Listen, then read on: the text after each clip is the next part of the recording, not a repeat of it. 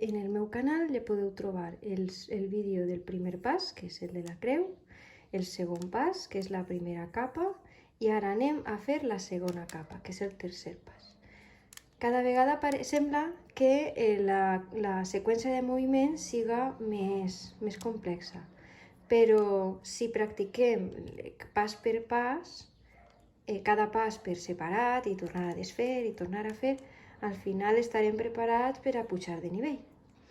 Per a fer la segona capa hem de seguir una seqüència o algoritme, que és una successió de moviments. L'objectiu és fer aquestes vores d'ací, que quadren, per exemple, esta quadra en esta, però en esta no. Aquestes peces estaran així baix. Per tant, haurem d'agarrar les de la tercera capa que no tenen groc, perquè el groc anirà en esta cara. Per tant, per exemple, esta roja, el primer pas de la seqüència de moviments és ficar-ho en el seu roig. I ara ens fixarem en la part de baix. La part de baix és verda. I on està la verda? A la seva esquerra. Per tant, com està a la seva esquerra, girarem a la dreta. Ara baixarem la cara verda, la cara de l'esquerra, i la capa de baix la girarem. I pugem la cara de l'esquerra.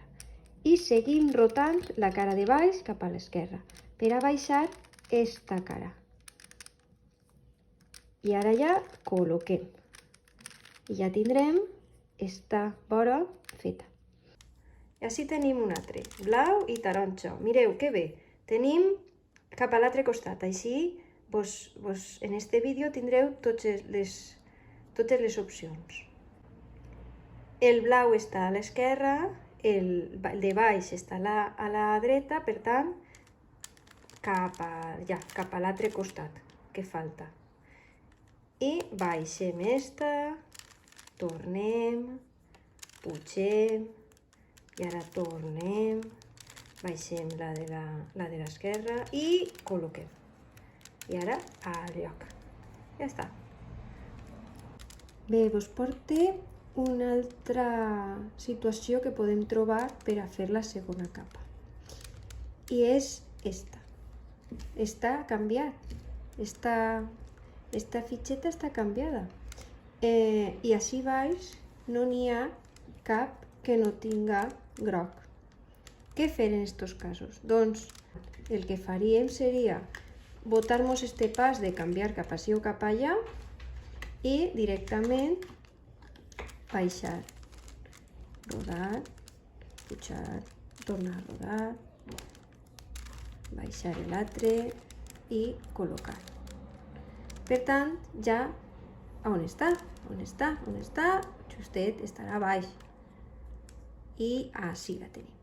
Bé, i ja trobaríem que ja tenim aquest exercici.